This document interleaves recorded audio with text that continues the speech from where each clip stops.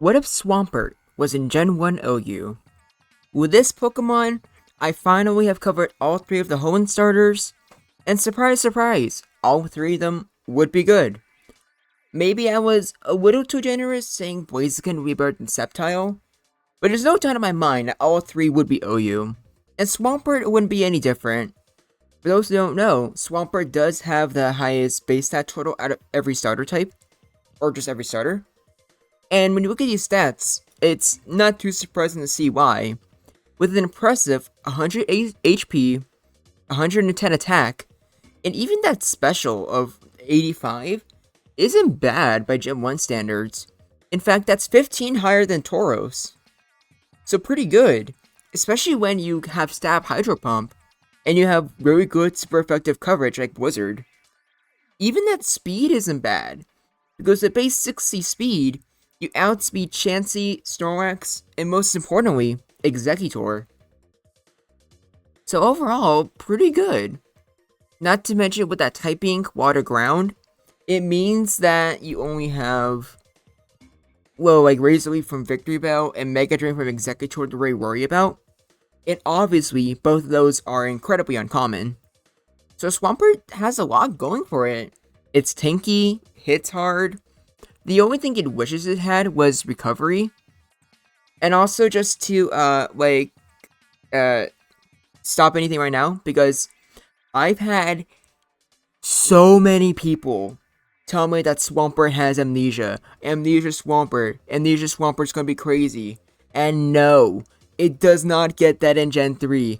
I have checked, I have done research, it gets amnesia in later gens, but it does not give it in Gen 3. I want you to look at this right now. I try to look up amnesia. See what that says illegal? And I try checking too. It gets it in, I forget which gen it actually gets it in, but it's not its debut generation. So I'm not gonna go over it here, okay? Okay, thank you. So, now that that's out of the way, even without amnesia, it still has a just absolutely phenomenal move pool.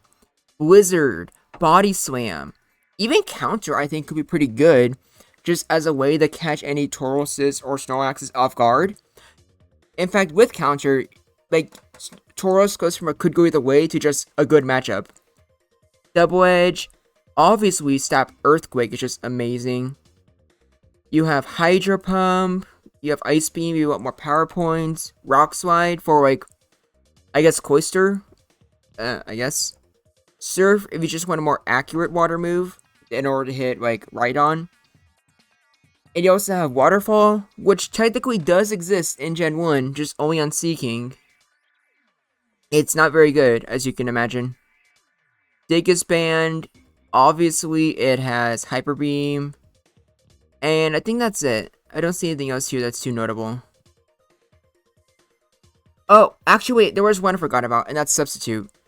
Because it has like a base 100 HP, it has one of those subs where I think it's like 101 HP that's taken out of it.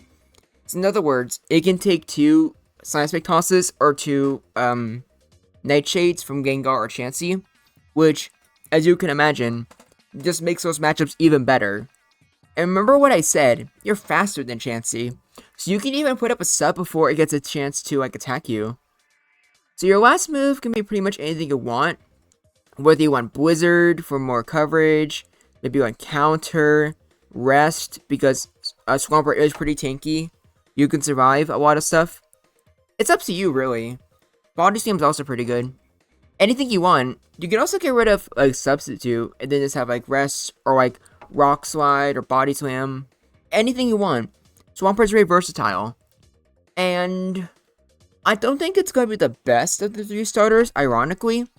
Sceptile, as we've played, as we see in the Generation Jumble, is just absolutely monstrous, and it's really hard to switch into. Meanwhile, Blaziken, even without Blaze Kick, if it doesn't have a guaranteed crit, Fire Blast is still good, still has Sword Stance, Double Kick, it's still just amazing either way. But Swampert, even though it doesn't have any like gimmick like Amnesia or any auto crit move, it's humble, but what it does pretty well. It could take a lot of hits and dish them back. So let's just get right on to the replays, shall we? Always starting off with the boy himself, Tauros.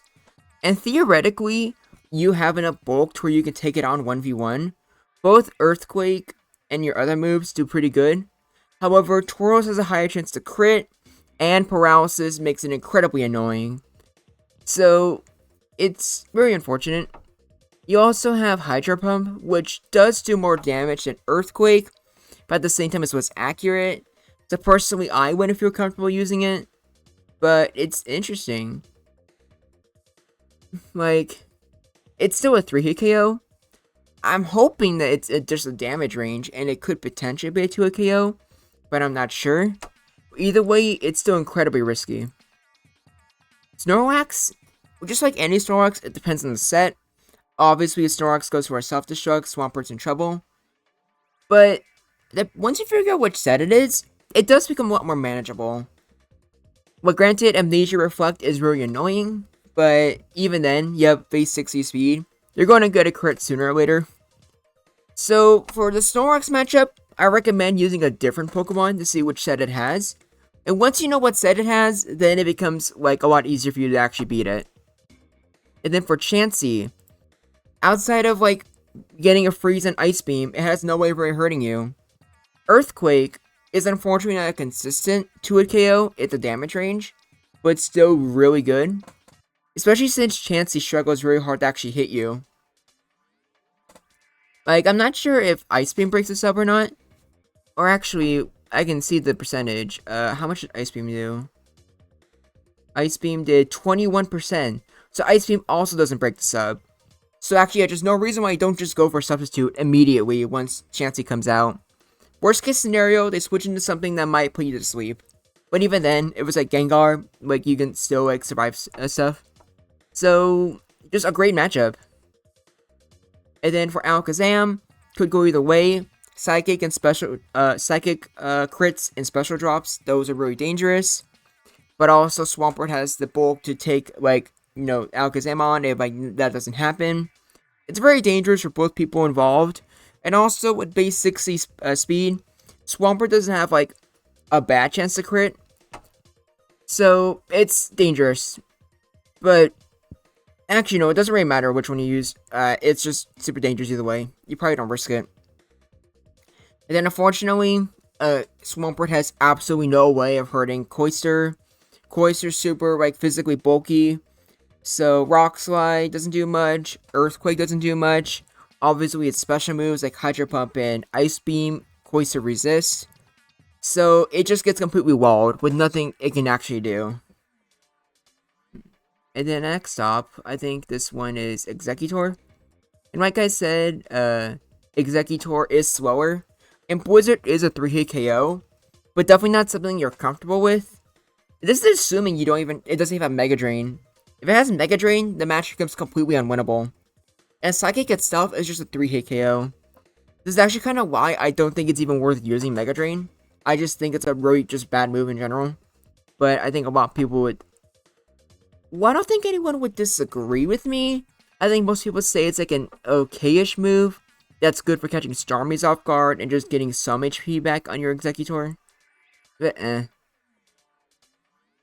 And then with Gengar, it can go for Hypnosis, but it wouldn't dare risk it because Earthquake is just an Oko. Like obviously, you would only risk your Hypnosis on Swampert if you're just really desperate.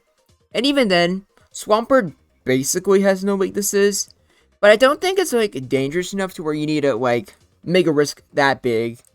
Especially when you have other sleepers like Jinx who can just consistently outspeed it, put it to sleep. Even if Swampert used Rock Slide, I'm very confident Jinx could survive. And then a special drop or Blizzard crit, a lot of stuff can just beat Swampert here. But I'll be nice and put it in could go either way. Because if you already have something asleep, like Swampert then can just really easily just damage it with Earthquake or Rock Slide. I'm assuming even Earthquake would... I'd be surprised if it wasn't a 2-hit KO. And next off we have Starmie and Psychic. Psychic Starmie and even Surf Starmie probably do a lot better. But even a crit on Blizzard, Swampert can survive.